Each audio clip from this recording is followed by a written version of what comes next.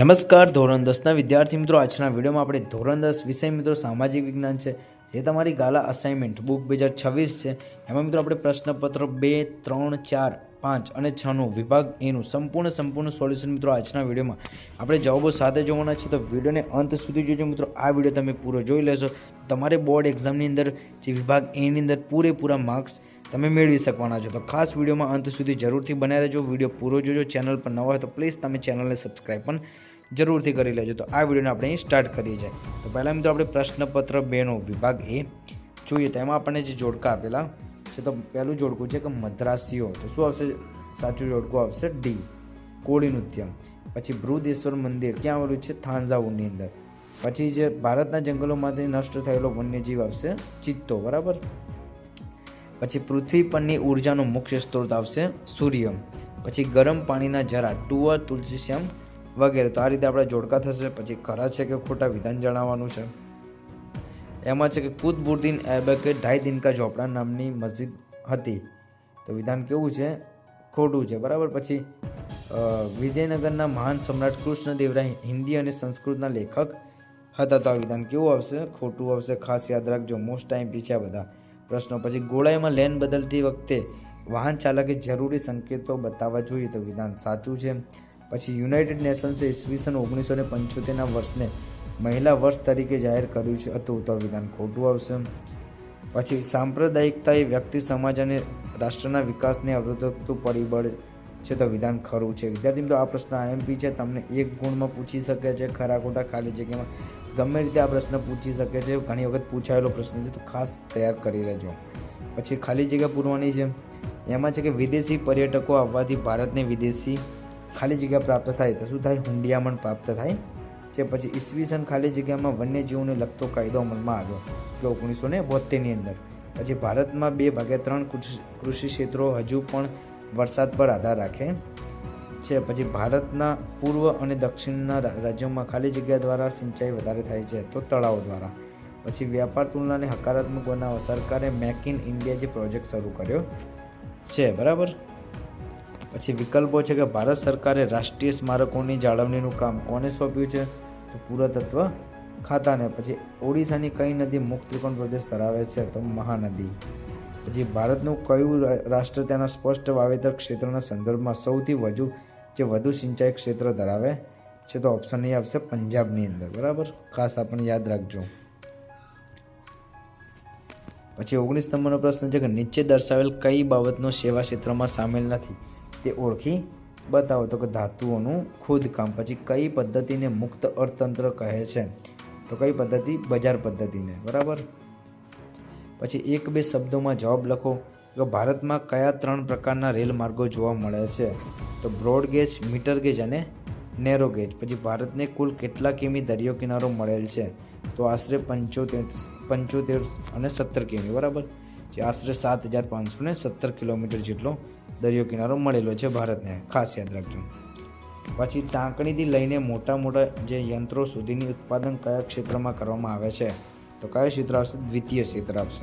પછી કઈ પદ્ધતિમાં વ્યક્તિનું આર્થિક સ્વાતંત્ર્ય જળવાય છે? તો બજાર પદ્ધતિની અંદર, બરાબર. તો આજના વિડીયોમાં મિત્રો જે પહેલો જે ભાગ છે પ્રશ્નપત્ર 2નું વિભાગ એ જોયું. હવે આપણે નેક્સ્ટ જોઈએ પ્રશ્નપત્ર 3નું વિભાગ એ. પ્રશ્નપત્ર 3માં મિત્રો અહીં આપણે જે પહેલા વિભાગ એ જોઈએ. તેમાં જોડકા છે, તો કે બાંધણીઓ. તો બાંધણીઓનું સાચું જોડકું થશે ઓપ્શન ડી, જામનગર. પછી સહસ્ત્રલિંગ તળાવ આવશે, પાટણની અંદર આવેલું છે. પછી કુદરતનો સફાઈ કામદાર ગીધ આવશે. પછી પ્રદૂષણ રહિત ઉર્જાનો સ્ત્રોત આવશે કુદરતી વાયુ. પછી ભારતમાં સૌથી વધુ લોખંડનું ઉત્પાદન કરતું રાજ્ય કર્ણાટક આવશે. મોસ્ટ ટાઈમ બી છે આ પણ. પછી નેક્સ્ટ જોઈએ આપણે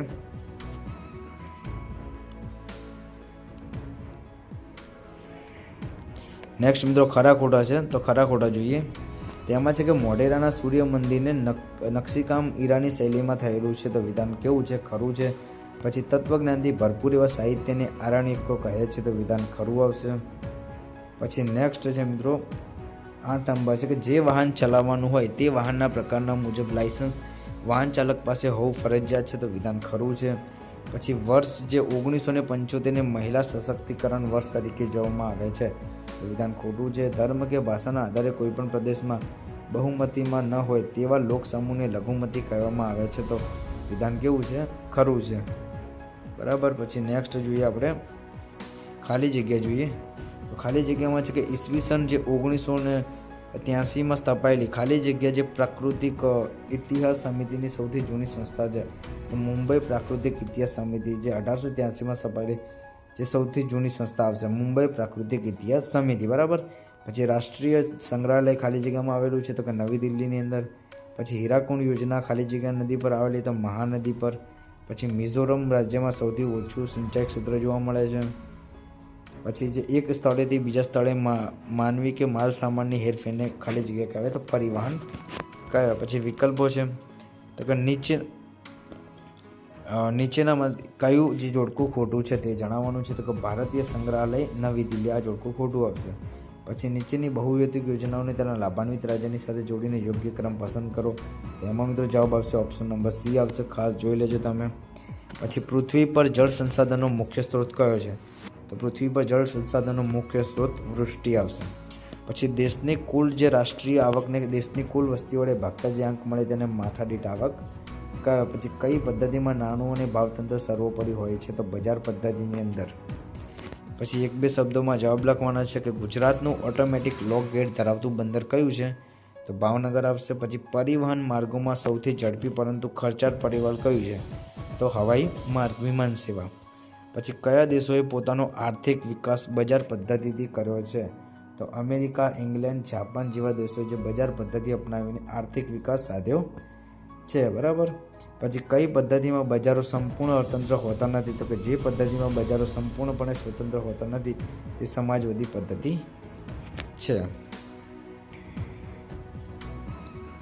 પછી નેક્સ્ટ મિત્રો આપણે પ્રશ્નપત્ર 4 જોઈએ. મિત્રો પ્રશ્નપત્ર 4માં આપણે વિભાગ એ જોઈએ. વિદ્યાર્થી મિત્રો વિડીયોમાં અંત સુધી બને રહેજો અને પ્લીઝ આપણી ચેનલને સબસ્ક્રાઈબ નથી કરી તો સબસ્ક્રાઈબ જરૂરથી કરી લેજો અને જે આ વિડીયોને એક લાઇક પણ જરૂરથી કરજો. તો અહીં જે પહેલાં જે જોડકા આપેલા છે તો આપણે જોડકા જોઈએ. તેમાં છે કે પ્રાચીન ભારતનું પ્રથમ યંત્ર કયો આવશે? કુંભારનો ચાકડો આવશે. પછી કુતુબ મિનાર આવશે દિલ્હીની અંદર. પછી સુંદરવન ક્યાં આવેલું છે? પશ્ચિમ બંગાળમાં આવેલું છે. પછી અવરકનો વિશાળ જથ્થો આવશે એ મસ્કોવાઇટ. પછી દેશમાં સૌથી વધુ સૌર ઉર્જા મેળવતું રાજ્ય આવશે ગુજરાત, ખાસ યાદ રાખજો. પછી ખરા ખોટા છે તો કે જૂનાગઢમાં 4 ગુફા સમૂહ આવેલા છે તો વિધાન ખોટું છે. પછી રાજ તરંગીણી એ ભારતનો સર્વપ્રથમ ઐતિહાસિક ગ્રંથ છે તો વિધાન ખરું છે. પછી માર્ગ પર સતત વધતી વાહનોની સંખ્યા સાથે માર્ગ જે અકસ્માતોની શક્યતા ઓછી થઈ છે તો વિધાન ખોટું છે. બરાબર. જે માર્ગ પર સતત વધતી વાહનોની સંખ્યા વધે છે તો અકસ્માતો પણ સંખ્યા વધશે. આ વિધાન આપણું જે ખોટું આવશે. પછી ગુજરાત સરકારે મહિલાઓ માટે સરકારી નોકરીમાં 33% જે અનામત જોગવાઈ કરી છે તો વિધાન ખરું છે. પછી ભારતને બિન સાંપ્રદાયિક અને ધર્મનિરપેક્ષ દેશ છે તો વિધાન ખરું આવશે. પછી ખાલી જગ્યા પૂરવાની છે. એમાં છે કે કેન્દ્ર સરકારે મહત્ત્વના ખાલી જગ્યા સ્થળોને રાષ્ટ્રીય સ્મારકો તરીકે જાહેર કર્યા છે તો પુરાતત્વીય. પછી ભારતીય સંગ્રહાલય ખાલી જગ્યામાં આવેલું છે તો કોલકાતાની અંદર. પછી પૃષ્ઠીય જળનો મુખ્ય સ્ત્રોત ખાલી જગ્યા છે તો વૃષ્ટિ આવશે. પછી ભારતમાં કૂવા અને ટ્યુબવેલ જે સિંચાઈની મુખ્ય માધ્યમો છે. બરાબર. કૂવા અને ટ્યુબવેલ. પછી ખાલી જગ્યા નામની સંસ્થા ONGC અને રાજ્ય સરકારને હેલિકોપ્ટરની સેવા આપે છે તો પવન હંસ. ઓકે. પછી વિકલ્પો છે કે વૈશ્વિક વારસાના જે સ્થળોની યાદી કોણ તૈયાર કરે છે? તો યુનેસ્કો કરે છે. પછી ધરોઈ બહુહેતુક યોજના કઈ નદી પર નિર્માણ પામી છે? તો સાબરમતી નદી પર. પછી 18 નંબર છે કે નીચેના બહુહેતુક યોજનાઓને તેમના સ્થાનને આધારે ઉત્તર દિશાથી દક્ષિણ દિશા તરફ ગોઠવતા કયો વિકલ્પ સાચો જણાય છે? તો ભાંખડા નંગલ, ચંબલ ખીણ, નર્મદા ખીણ અને નાગાર્જુન સાગર. ઓપ્શન નંબર ડી આપણો સાચો જવાબ આવશે. પછી નીચેનામાંથી કઈ આર્થિક પ્રવૃત્તિ સેવા ક્ષેત્રની પ્રવૃત્તિ છે? તો ઓપ્શન એ આવશે શિક્ષણ. પછી નીચેના પૈકી કયા દેશમાં મિશ્ર અર્થતંત્ર પ્રવર્તે છે? તો કયો દેશ આવશે? ભારત. બરાબર. પછી 1 કે 2 શબ્દોમાં જવાબ લખો. કઈ બાબતોમાં ભારતીય રેલ સેવા ઉત્તમ ગણાય છે?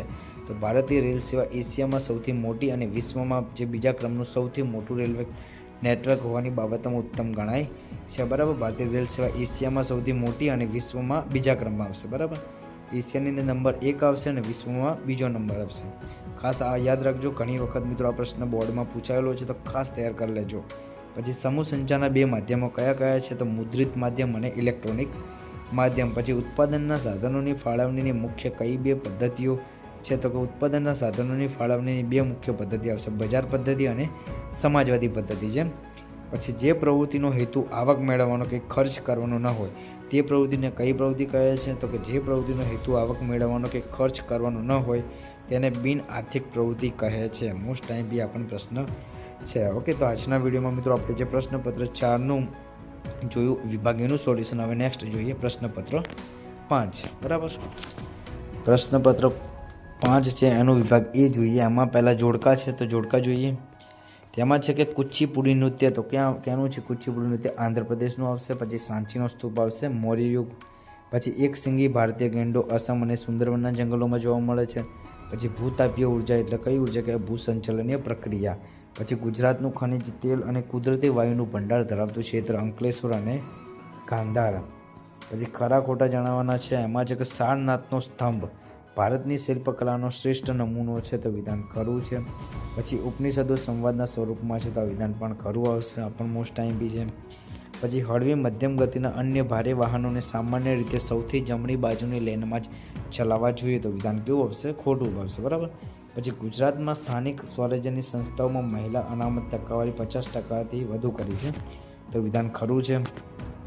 જે આતંકવાદી એક વૈશ્વિક સમસ્યા છે, તો આ વિધાન સાચું આવશે. જે આતંકવાદ એ વૈશ્વિક સમસ્યા છે. બરાબર. પછી ખાલી જગ્યા છે કે સાલારગંજ સંગ્રહાલય ખાલી જગ્યામાં આવેલું છે, તો હૈદરાબાદમાં આવેલું છે. પછી શ્રી મહાવીર જૈન આરાધના કેન્દ્ર કોબા એટલે કે ગાંધીનગર ખાતે આવેલું છે. બરાબર, ખાલી જગ્યામાં જવાબ આવશે ગાંધીનગર. પછી જળ એ મર્યાદિત સંસાધન આવશે. પછી ભૂમિગત જળનો સૌથી વધુ ઉપયોગ સિંચાઈમાં થાય છે. પછી આકાશવાણી દ્વારા કેટલી ભાષા આવશે? 23 ભાષામાં કાર્યક્રમો પ્રસારિત થાય છે. પછી વિકલ્પો છે, તો કે કઈ રિફાઇનરીના વાયુ પ્રદૂષણથી આગ્રાનો તાજમહેલ ઝાંખો પડ્યો હતો? તો કે મથુરાની. તો આ પણ એક મોસ્ટ ટાઈમ બી વિકલ્પ છે, ઘણી વખત બોર્ડમાં પૂછાયેલો પ્રશ્ન છે, આ પણ ખાસ તૈયાર કરી લેજો. પછી સ્ટેચ્યુ ઓફ યુનિટી સ્મારક પાસેથી કઈ નદી વહે છે? આ પણ આઈએમપી છે, નર્મદા નદી આવશે.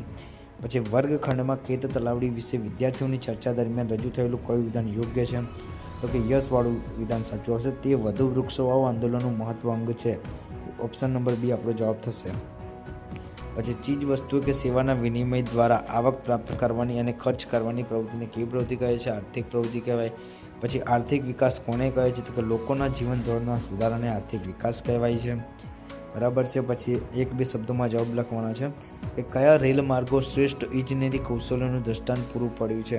તો કોંકણ અને કોંકણ રેલ માર્ગ આવશે એ. બરાબર. પછી કયા કારણે ખાલી જ ઈમેલ ઈ કોમર્સ મુદ્રાની લેવડ દેવડ ઝડપી બન્યા છે? તો ઇન્ટરનેટને કારણે. બરાબર. પછી મિશ્ર અર્થતંત્રને કેવું અર્થતંત્ર કહી શકાય? તો નિયંત્રિત આર્થિક પદ્ધતિ કહી શકાય. પછી ઉત્પાદનની પ્રક્રિયામાં જમીન, મૂડી અને શ્રમને યોજનાપૂર્વક જોડનારને શું કહેવાય? તો નિયોજક કહેવાય છે. બરાબર. પછી આપણે નેક્સ્ટ મિત્રો પ્રશ્નપત્ર 6નું વિભાગ એ જોઈએ. હવે એમાં પહેલાં જોડકા છે, તો કે તૂતી એ હિન્દ, તો શું આવશે? સાચું જોડકો આવશે અમીર ખુસરો. પછી સૌથી મોટું રથ મંદિર ક્યાં આવશે? ધર્મરાજની અંદર. પછી જૈવ આરક્ષિત ક્ષેત્ર કચ્છનું રણ આવશે. બરાબર છે. પછી અબ્રકનું ઉત્પાદન તો આવશે ભારતમાં જે પ્રથમ સ્થાન. પછી ભરતી ઓટની મદદથી તો આવશે ફ્રાન્સ વિદ્યુત શક્તિ, તો એ જોડકું આવશે. આ રીતે આપણે સાચા જોડકા થશે. પછી ખરા ખોટા જણાવવાના છે. એમાં છે કે લોથલ ખંભાતના અખાતથી 52 કિલોમીટર દૂર છે, તો આ વિધાન કેવું છે? ખોટું આવશે. પછી કૌટિલ્યનું અર્થશાસ્ત્ર વહીવટી વિજ્ઞાનની કૃતિ છે, તો આ વિધાન ખરું છે. પછી જ્યારે કોઈ પણ વાહન અકસ્માતનો ભોગ બને છે, વાહન પર સવાર વ્યક્તિઓ ફંગોળાય છે, તો આ વિધાન એકદમ સાચું આવશે. પછી ગુજરાતમાં સરસ્વતી સાધના યોજના અન્વયે દર વર્ષે લાખ વિનામૂલ્યે સાયકલો આપવામાં આવે છે, તો કે વિધાન ખરું આવશે. પછી અનુસૂચિત જનજાતિ જે છે નક્કી કરવા માટે અસ્પૃશ્યતાના જે આધાર ગણવામાં આવે છે, તો વિધાન કેવું છે? ખરું આવશે. બરાબર છે. પછી ખાલી જગ્યા પૂરવાની છે. ઈસવીસન 1972માં જે ભારત સરકારે ભારતીય વન્યજીવો માટે બોર્ડની રચના કરી, તો 1972 ખાસ મિત્રો આ તારીખ યાદ રાખશો. પછી અમને ચારે દિશાઓમાંથી સારા અને શુભ વિચારો પ્રાપ્ત થાવ, આ સંદેશ ઋગ્વેદે આપ્યો છે. પછી જળ સંસાધનની જાળવણી જળ સંરક્ષણ કહેવાય છે. પછી ભારતમાં બીજી સદીમાં ખાલી જગ્યા નદીમાંથી ગ્રેન્ડ એનિકટ નામની નહેરનું નિર્માણ થયું છે, તો કાવેરી નદીમાંથી. પછી ગુજરાતમાં અમદાવાદથી વડોદરા સુધી એક્સપ્રેસ હાઈવે કાર્યરત છે, બરાબર. ગુજરાતમાં જે અમદાવાદથી વડોદરા સુધી એક્સપ્રેસ હાઈવે કાર્યરત છે. ખાલી જગ્યામાં શું આવશે? વડોદરા. પછી વિકલ્પો છે કે નીચેનામાંથી કયું વિધાન સાચું નથી? તેમાં છે કે ડી, પ્રાચીન ભારત જ્યોતિધરોએ ભારતની આર્થિક એકતા પર ભાર મૂક્યો હતો. પછી ભારતમાં લગભગ કેટલા ટકા જળ સિંચાઈ માટે ઉપયોગી છે? તો 83% આવશે. પછી નીચેની બહુહેતુક યોજનાઓને તેના લાભાન્વિત રાજ્યની સાથે જોડીને યોગ્ય ક્રમમાં પસંદ કરવાનું છે, તો ઓપ્શન એ સાચો જવાબ થશે. પછી વિકાસશીલ દેશોની મુખ્ય આર્થિક પ્રવૃત્તિ કઈ છે? તો ખેતી આવશે. પછી વિકાસશીલ દેશોમાં અર્થતંત્રનું કયું સ્વરૂપ પ્રવર્તે છે? તો દ્વિમુખી આવશે. પછી 1-2 શબ્દોમાં ઉત્તર લખો. રેલમાર્ગમાં ભારતનું સ્થાન એશિયામાં અને વિશ્વમાં કેટલામું છે? તો રેલમાર્ગમાં ભારતનું સ્થાન આવશે એશિયામાં પ્રથમ આવશે અને વિશ્વમાં આવશે બીજા નંબરનું, બરાબર. એટલું મોટું આપણે જે ઇન્ડિયાનું રેલવે નેટવર્ક છે. પછી પાણી, ખનિજ તેલ, કુદરતી વાયુ અને અન્ય પ્રવાહી પદાર્થો માટે કોના દ્વારા પરિવહન કરવામાં આવે છે?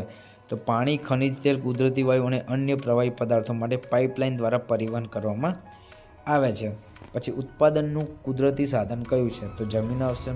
અને દેશની કુલ આવકને શું કહેવામાં આવે છે? તો રાષ્ટ્રીય આવક કહેવામાં આવે છે, બરાબર. તો આ રીતે મિત્રો જે પ્રશ્નપત્ર 6નું વિભાગ એનું સોલ્યુશન થશે.